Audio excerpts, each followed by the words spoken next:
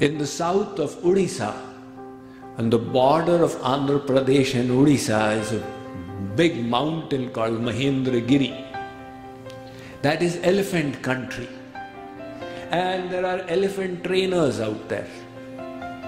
Once I was passing by and I found elephants shackled with a rope tied to a peg stuck in the ground. I asked the Mahavat elephant trainer, how come you have managed to tie this huge elephant with a little peg to the ground? He said, Swamiji, when the elephant was yet a baby, at that time it was tied with the peg. Now when it was a baby, it did not have the strength to yank the peg out, and it became conditioned. If this rope is tied to the ground, then I cannot pull it out. Now when it's become a full-fledged animal, it can even yank out a tree, but its conditioning is preventing it from doing so. You see, there are these fleas. Now fleas have this ability to jump 16 feet. At least that's what Wikipedia claims.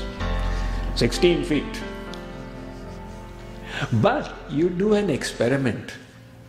You put fleas into a tin box where they only have 1 foot space to jump. Now they will jump a few times and then they will realize that we cannot jump more than 1 foot. After that you open the lid. They will keep jumping 1 foot. They will never try to jump more than that. They have become conditioned. Similarly, our behavior becomes conditioned. You see, the mind has got its conscious aspect and its subconscious aspect. The conscious aspect is what you are aware of. And then there is the subconscious aspect of which we are not even aware. Supposing a dog scared the wits out of you when you were a 3-year-old.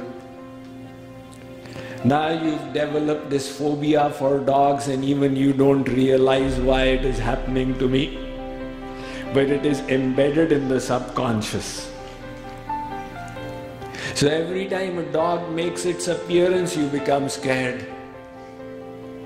You can keep on struggling consciously, but you will have to correct the subconscious. In other words, conditioning and habits are so vital to our human nature.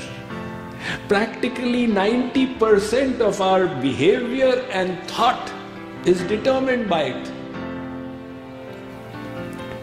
The way we think is not consciously decided at every moment. Such conscious choices are few and far between. Invariably, we involuntarily respond to situations without analyzing as a result of our habits. In other words, our habits have conditioned us, and our conditioning creates the way we think, the way we respond. If your conditioning is to be pessimistic, and you hear from Swamiji it's better to be optimistic and positive, you say, all right, now let me be optimistic and positive. It will be a struggle. If you wish to be optimistic and positive, you will have to change the habit and conditioning so that optimism becomes a spontaneous response that comes from inside. So, habits will require practice. practice is important. The knowledge we have heard, we will need to practice it.